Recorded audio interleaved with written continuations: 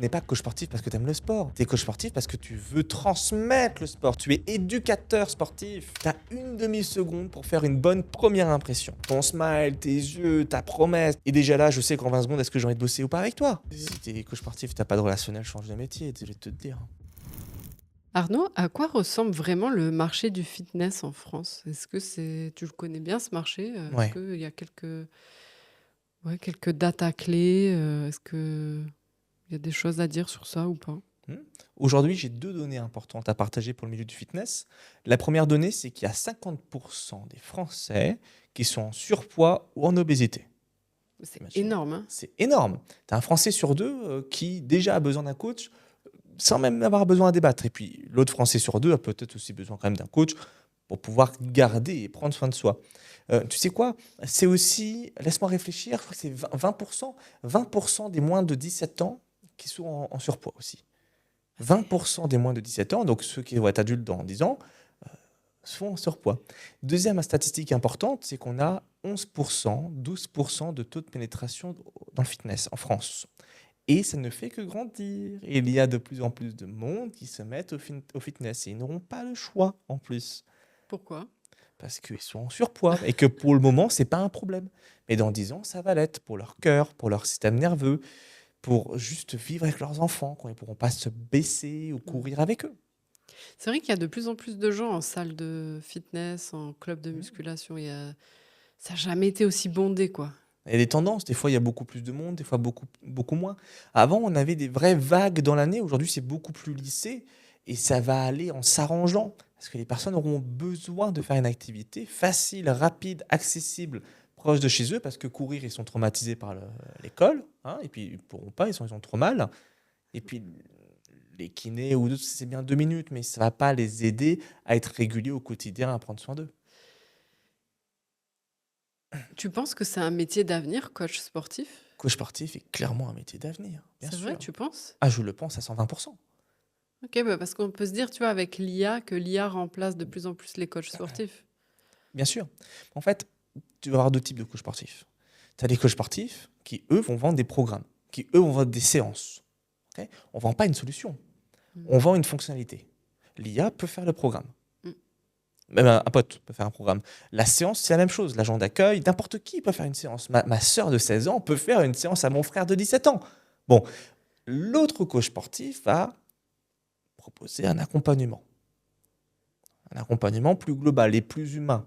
Ce que l'IA et les autres ne pourront pas forcément apporter, une expertise en plus de l'humain sur de l'affection et du relationnel. C'est pour ça que les personnes veulent un coach sportif. C'est pas pour un programme, oui, mais surtout pour savoir est-ce que grâce à cet humain, je vais pouvoir m'assurer de passer à un point A à un point B. Avec l'IA, ça va juste te donner le protocole. Est-ce que tu vas l'appliquer? Les plus rigides, les plus procéduriers d'entre nous, oui, Ouais. mais soyons honnêtes. Si on a 50% de Français qui sont surpoids ou obèses, c'est que ça ne fonctionne pas des masses. Ouais, donc toi, tu penses que justement, ça va se développer pour ces deux facteurs, quoi, parce que... Bien sûr. et- Ok, Regarde, je vais te donner un exemple de métier qui, lui, peut sauter parce qu'il n'y a pas cette relation humaine. Je pense aux comptables. Aux comptables vont très, très vite aller sur le côté conseil personnalisé parce que finalement, mettre des chiffres dans des cases, bah, l'IA le fait plus vite et le fait mieux. Et puis, j'ai pas de plus-value à appeler un ou une comptable parce qu'en fait, déjà, elle ne me répond pas. Et puis, bon, c'est pas très chaleureux au téléphone. Le coach sportif, lui, on peut dire la même chose. Bah, l'IA va me donner les conseils, va me donner les programmes. Ouais, par contre, quand tu seras au bout du gouffre et que tu écriras à ton IA pour dire bon, ça va pas trop, elle va te dire quoi? Allez, tu peux y arriver. Ah, super, gars. Non, on va devoir chercher cette communication, cette relation commune, ces émotions communes pour avoir quelqu'un qui soit là à l'écoute, pas à l'écrit sur IA. Bien sûr. mais les coachs que tu accompagnes, ils sont, par exemple, ils sont disponibles s'il y a besoin de motivation, justement? Les coachs que j'accompagne sont disposés, formés à motiver. C'est important. 24 heures sur 24, 7 jours sur 7. C'est le plus important. Donc, soit à distance, soit directement au club. Marco, ça va pas? Qu'est-ce qu'il y a? Viens, on discute, on prend le temps. J'ai 5 minutes. Dis-moi, qu'est-ce qui se passe? Avant mon prochain rendez-vous, j'ai le temps si tu veux. Ou alors, viens, on pose un rendez-vous. T'as 15 minutes. Allez, vas-y. On pose 15 minutes demain, on s'installe et on en discute. C'est intéressant. Et combien il y a de coachs indépendants en club? Tu le sais à peu près? En En France, France? Ouais. Ça doit être fou, on n'a non? pas les statistiques. Je les ai cherchées, on les a pas encore. Ah oui, parce que c'est que des clubs privés.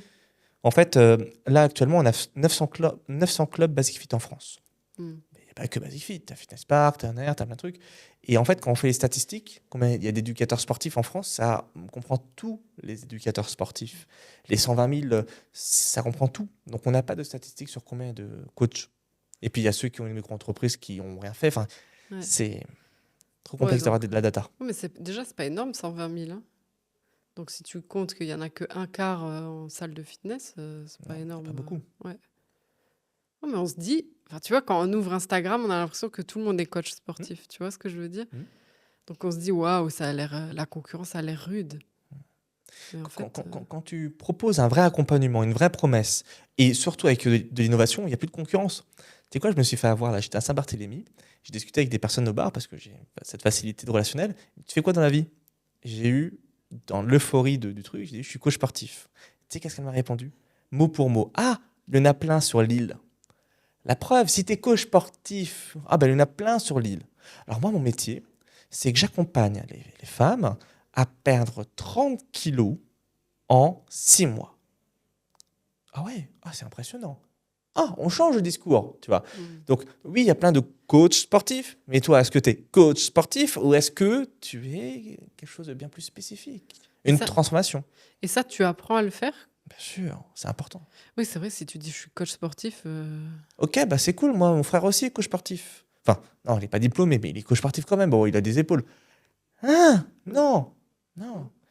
Et moi, par exemple, à l'époque, ma promesse, c'était que j'accompagnais les personnes sans régime ni cardio. Et c'est vrai, je le fais sans régime ni cardio. J'ai des résultats à ne plus savoir où les afficher, hein, pour de vrai. Hein. Tous, tous, tous, tous. Donc automatiquement, les personnes ne se posaient plus la question de savoir d'aller voir le coach A ou le coach B. Mais ils se posaient la question de se dire, ah ouais, quand est-ce qu'il faut que je démarre avec ce coach qui, lui, fonctionne sans régime ni cardio, alors que moi, je fais du régime du cardio depuis 1 an, ça ne fonctionne pas. c'est vrai. Ça fonctionne comment, du coup? Ben, viens, on en discute. Ah ben voilà, c'est ça. Et toi, à titre personnel, tu fais pas de cardio? Non. C'est Ah, vrai? pour moi, perso? Ouais. Non, tu sais, même à titre personnel, je fais de la musculation parce qu'il faut que je m'entretienne. Et parce que je dois faire attention, mais j'ai pas d'objectif physique, c'est juste, je viens, je fais ma séance d'une demi-heure, 3/4 d'heure des fois, et je repars. Tu fais que une demi-heure par jour? 3/4 d'heure par jour, une demi-heure à 3/4 d'heure par jour. C'est vrai? Ouais. Pas Du plus. lundi au vendredi, Ok.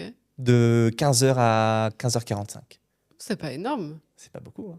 C'est histoire de pouvoir faire mon activité physique, surtout que le reste du temps, je suis assis. Donc moi, je me rends compte, je prends très très vite du ventre parce que je suis assis sédentaire. J'ai un tapis roulant chez moi quand même, des fois, pour marcher un peu quand voilà, il faut. Mais c'est juste histoire de pouvoir faire ma séance de sport quotidienne. Quand on est plus assis plus souvent, on prend du ventre. Oh, on est sédentaire de dingue, t'as pas de dépenses énergétiques. Hmm. Ah ouais. Même si Donc, tu fais de la muscu. ouais. Parce que finalement, t'imagines, tu fais que 3/4 d'heure de sport sur tes 24 heures. C'est ridicule en fait. Et derrière, tu t'alimentes. Et automatiquement, si tu dépenses pas, il faut le stocker. Et tu penses que si on est assis, on va prendre plus du ventre en localisé? Complètement. En localisé, peut-être pas en localisé, mais en tout cas, tu vas prendre du gras, c'est certain. Et j'ai même un très très bon ami, Didier, qui est un grand préparateur physique en France, qui suggérait toutes les heures, il faut que tu te lèves. Ah oui, mais je peux pas. Non, non, t'as rien à faire. Tu sors, tu fais 100 mètres, tu repars, voilà. Ah, et ça, Tu ça te joue débrouilles. Ah oui, ça change tout. Ça change tout. de se Tout, tout, lever tout. toutes les heures. Il faut bouger, vraiment régulièrement. Toutes les demi-heures, tu te mets un petit rappel, tu vas jusqu'à la fontaine d'eau, tu bois, tu reviens. Il faut bouger, il faut bouger, il faut bouger, il faut bouger, il faut bouger. Là, j'ai un client qui est au Québec, un beau client en plus, un grand client, et je lui ai dit, t'achètes un tapis et tu te débrouilles, il faut que tu marches. Il fait full télétravail. Je veux que tu marches pendant que tu fais ton télétravail. C'est intéressant. Ah ouais, c'est important. Et en plus, quand tu es coach sportif, tu dois montrer l'exemple, donc c'est pas évident. Hein. Alors, tu sais, quand j'étais coach sportif en club, je faisais 10 000 pas par jour. Parce que j'allais tout le temps voir les adhérents, marcher. Et là, j'étais sec, mais waouh, c'était dingue. Là, aujourd'hui, maintenant que j'accompagne les coachs partout en France, je suis beaucoup plus assis et je le vois. Hein. Si je fais 2 semaines assis sans faire de sport, ce qui m'arrive jamais, mais admettons, je peux te prendre très, très, très vite. Donc, j'ai mon tapis de marche pour le matin. À 15h, j'ai mon sport et le reste du temps, j'ai mes consultations. C'est intéressant. Tu parlais tout à l'heure de Basic Fit, Fitness Park, On Air. C'est quoi la différence un petit peu entre ces principaux clubs de fitness? Il y a 2 grosses différences que je vois. Déjà, l'expérience client, mais surtout la cible. Basic Fit, on est plus sur du grand public. On a des papas, des mamans, des jeunes, des personnes âgées. Fitness Park, on se cible un peu plus pour ce qu'on appelle des go muscu, des jeunes comme des moins jeunes qui sont là avec des grosses épaules, pour beaucoup sous stéroïdes. C'est vrai? Ah ouais, beaucoup, C'est beaucoup, courant ça? beaucoup. Ah oui, et qui sont plus là pour le voilà, j'ai des gros muscles et je viens pour ça. On Air, c'est plus un public Gen Z quand même, hein, jeune. Il n'y a pas que ça, attention, hein, mais beaucoup plus jeune. Il y a la guerre des trépieds partout pour se prendre en vidéo, qu'on a beaucoup moins à Basic Fit. Donc c'est quand même 3 cibles différentes. En tant que coach sportif, ça peut être intéressant, selon la cible que tu vas accompagner, de pouvoir t'amener vers un club plus adapté pour toi. Et pourquoi toi, tu te focalises sur Basic Fit pour accompagner les coachs indépendants en club? Il y a 2 raisons de pourquoi je me focalise sur Basic Fit pour les coachs indépendants club de fitness. La première raison, c'est que j'ai fait 8 ans à Basic Fit. Donc je maîtrise l'environnement Basic Fit. Mm. Et la deuxième raison, c'est parce que c'est plus grand public. Moi, automatiquement, les jeunes de 20 ans, ils veulent de l'autonomie. Ils veulent pas forcément de coach. Ou alors, c'est un coach qui doit être champion de France. Il faut une reconnaissance sociale, tu vois. Fitness Park, c'est pareil. Attends. Je fais 2 fois ton poids de corps. Pourquoi j'aurais besoin d'un coach? Tu vois. Basic Fit, c'est plus, voilà, les personnes. De toute façon, des Basic Fit, on a 900 en France. Tout le monde va à Basic Fit. Donc, que tu déménages, que tu ailles en vacances, tu vas à Basic Fit. Donc, on a beaucoup plus de monde qui viennent et qui ont l'opportunité de se dire, bah ouais, ça m'intéresserait quand même d'aller un peu plus vite. Et tu penses que le coaching à domicile hors club de Mhm. sport, c'est mort? Non, le coaching à domicile ne sera pas mort. Les personnes veulent des coachs aussi qui viennent à la maison, qui ne s'embêtent pas. C'est un autre système économique, surtout qu'à l'aide à domicile, en plus, qui se rajoute dans cette stratégie finalement. Par contre, ça demande automatiquement une stratégie pour capter du lead. Comment capter du monde, des personnes qui... Ça a d'autres contraintes. Tu es limité par ton temps. Tu n'as pas le choix d'aller chez la personne pour pouvoir être payé. Donc c'est une autre stratégie qui peut être intéressante si tu vends du haut de gamme. Hein. Si tu vends 100 € la séance, l'aide à domicile, tu as 200 €. Pourquoi pas, tu fais 3 quarts d'heure. Allez, pourquoi pas. Mais par contre, tu seras limité par ton énergie, ton temps. Ouais. Mais le truc, c'est qu'on se dit comment je vais me démarquer dans un club bondé, tu vois, c'est ça. Comment tu peux te démarquer dans un club bondé? Bon, déjà, si tu es le seul coach, tu n'as pas à te démarquer. Tu es le seul coach de ton club. Tu es le seul phare sur quoi les adhérents peuvent se positionner. Si tu es de coach, moi déjà, je suggère d'avoir un homme, une femme. Parce que tu as des personnes qui, même si c'est les mêmes compétences, les mêmes promesses, tu as des personnes qui vont plutôt chercher l'esprit masculin et l'autre féminine. Ça, c'est déjà la base. Si jamais il y a 2 hommes ou 2 femmes, ou même 3 coachs, par exemple, les 3 coachs ne voudront jamais faire la même chose, ne pourront même jamais faire la même chose, c'est pas les mêmes personnalités, c'est pas les mêmes façons d'être, tu vois. Donc, en fait, déjà, tu n'as même pas besoin de forcément te différencier par la promesse, parce que naturellement, moi, par exemple, qui suis plus jeune, je le vois sur mes statistiques, j'ai beaucoup plus de 25-35 ans. C'est une sorte de pyramide, en fait. C'est 25-35 ans et après, ça descend sur la quantité de personnes. Et à l'inverse, les femmes ont plus de femmes que d'hommes. Et puis, les personnes qui ont 40 ans ont plus de 45-55. Tu vois, on se rapproche de ce que l'on se ressemble, finalement. Ouais, c'est vrai. Tu penses qu'on choisit beaucoup un coach sportif à sa personnalité aussi? Je pense qu'on choisit Ouais. beaucoup le coach sportif par sa personnalité. Alors, il y a plein de facteurs, surtout la promesse. Surtout, est-ce que je suis certain de pouvoir avoir des beaux résultats avec la personne? Sinon, à quoi bon payer? Mais c'est vrai que déjà, est-ce que tu me donnes envie? Est-ce que tu me donnes envie de bosser avec toi? C'est déjà la base, tu vois. C'est un peu comme la façade du restaurant, c'est la même chose. Je reprends l'exemple de l'avion. Je prends beaucoup l'exemple de l'avion, je l'aime beaucoup. Est-ce que l'avion, il me donne envie de rentrer dedans, tu vois? Oula, il me fait un peu peur l'avion, je vais peut-être pas rentrer dedans. Ou alors le pilote, il se vient avec un Bermuda, les claquettes. Bon alors, on va dans l'avion. Wow, wow, wow, wow, wow. C'est toi qui vas m'amener là-bas. Il y a 8 heures de vol, c'est toi qui vas m'amener là-bas. Jamais de la vie, je prends l'avion. Donc, bien sûr, Ouais, c'est vrai. tu es vu avant d'être entendu. C'est ultra important. Ça veut dire quoi ça? Que t'as, j'allais dire, tu as 20 secondes. Tu as une demi-seconde pour faire une bonne première impression. Une bonne première impression. Tu as 20 secondes. Ton smile, tes yeux, ta promesse, ta geste. Ok. Et déjà là, je sais qu'en 20 secondes, est-ce que j'ai envie de bosser ou pas avec toi? Tu penses que ça se décide aussi vite? Ah, c'est certain. Alors déjà, statistiquement, il faut une milliseconde pour le système nerveux pour évaluer ton sourire. Ah, wow, ok. Et le système nerveux va évaluer ta sympathie sur la qualité de ton sourire. C'est vrai? Ah ouais, c'est une vraie étude que je pourrais te retrouver si tu veux, de 2024, elle est toute récente en plus. Je sais plus c'est où, mais c'est au State, évidemment, naturellement. Et c'est dingue, t'imagines? Donc déjà, je te jure que c'est vrai, t'as des coachs qui ne sourient pas dans le club. Je dis, mais déjà, souriez. Ah si, je souris. Gars, je peux t'assurer que je viens au club et tu ne souris pas. On évalue ta sympathie sur la qualité de ton sourire. Avec En, quoi? en 0,1 seconde. Toi, t'arrives dans le club et t'es comme ça? Tout le temps. C'est vrai? C'est ultra important. Tout le temps, tout le temps. Alors évidemment, je serai derrière devant le PC, mais dès que je vois qu'il y a du mouvement, je souris. Bonne journée, salut, bonjour.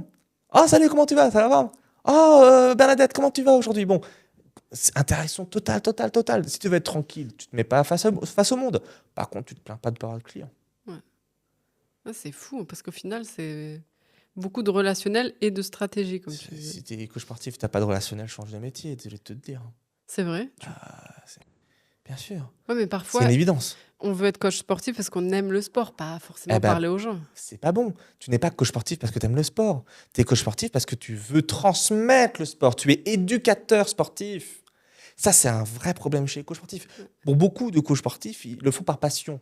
De la musculation. Non, il faut transmettre le sport. Il faut transmettre. Il faut que tu fasses passer la personne de A à B. C'est-à-dire que ces personnes-là auront des contraintes qui vont vivre qui ne sont pas les tiennes. Oui, mais moi, je me suis transformé. D'accord. Mais elle a un TDA.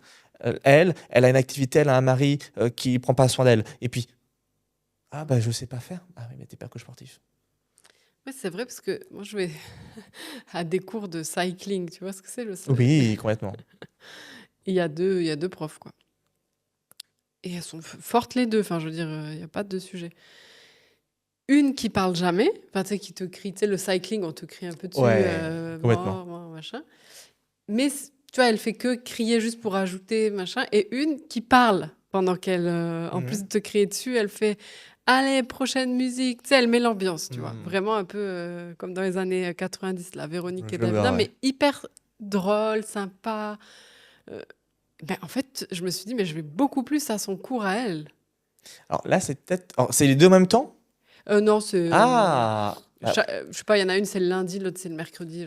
et puis ça se trouve, l'autre qui parle pas beaucoup, elle a des 50 000 diplômes en plus. Elle a peut-être Et je accompagné 50 pense. 000 personnes en plus. Je pense parce qu'elle a l'air beaucoup plus. C'est plus cadré son cours. Je pense que si tu regardes la technique, Ok. elle est meilleure, tu vois, celle qui parle pas. Tu vois ce que je veux Et dire? pourtant, tu irais peut-être à celle de l'autre. Ah, je vais. Bah non, je vais à l'autre. Ouais. Eh ouais, tu es vu avant d'être entendu. C'est fou, hein? Et c'est naturel. Et c'est pour ça que ce leadership, cette logique d'être contagieux, voilà, a créé une contagion. J'ai envie de bosser avec elle. C'est pas des techniques de vente. C'est pas c'est pas la vente, c'est pas la technique de vente, c'est pas ton mental. C'est est-ce que je suis contagieux de vouloir bosser avec elle. Et ça change tout. C'est vrai. Elle a transmis la contagion. Comment on fait ça? C'est de la confiance en soi déjà. Tout se base sur la Ah, tu confiance en soi. penses? C'est vrai. Ne pas avoir peur. Est-ce que tu as peur de t'exprimer? Ah mais j'ai pas envie de déranger la personne. Mais what the fuck? La personne, elle a besoin de toi. Elle est sur le vélo, elle sait pas quoi faire. Tu n'oses pas la déranger. Et quoi? C'est vrai, c'est vrai. C'est multifactoriel. Si tu te définis toi, ta vision, qui tu es, bon déjà, tu n'as plus peur parce que tu sais qui tu es. Donc si on te dit que tu parles trop fort, je dis non, je parle pas trop fort. Ça te dérange peut-être, mais je parle pas trop fort, c'est moi. Hmm. Tu vois, bon, à partir de là, tu es capable de lire aussi la personne. C'est de l'empathie. Est-ce que tu es capable de comprendre la personne? Est-ce que tu es capable de comprendre que là, hop, je parle peut-être un peu trop vite, peut-être que je ralentisse le rythme, ou là, elle a foncé les sourcils, j'ai dit un truc qui l'intéresse, ou qui soit l'intrigue, ou soit qui lui fait peur. Ou elle commence à fermer les bras. Ah, oula, attention, j'ai peut-être parlé d'un sujet qui l'embête. C'est l'empathie, tu vois. Donc la confiance, l'empathie, la capacité de connecter, de s'adapter à la personne, c'est il y a plusieurs canaux quand même, mais c'est important, bien sûr. Et c'est quoi ta vision, si tu en as une, sur le marché du fitness dans les 5 prochaines années? Mais pour moi, dans les 5 prochaines années, on va avoir une remontée accrue de personnes qui auront besoin d'un coach. Parce que les personnes vont s'inscrire en club, ils vont tester, ils vont se rendre compte que ah bah oui, j'ai pas réussi, ils vont payer dans le vide, Basic Fit ou n'importe quelle salle de fitness. Ils vont se rendre compte qu'ils n'auront pas finalement la discipline de pouvoir réussir. Et à partir de là, quand ils vont rencontrer ce problème, il y aura une solution. Et la solution, ce sera nous.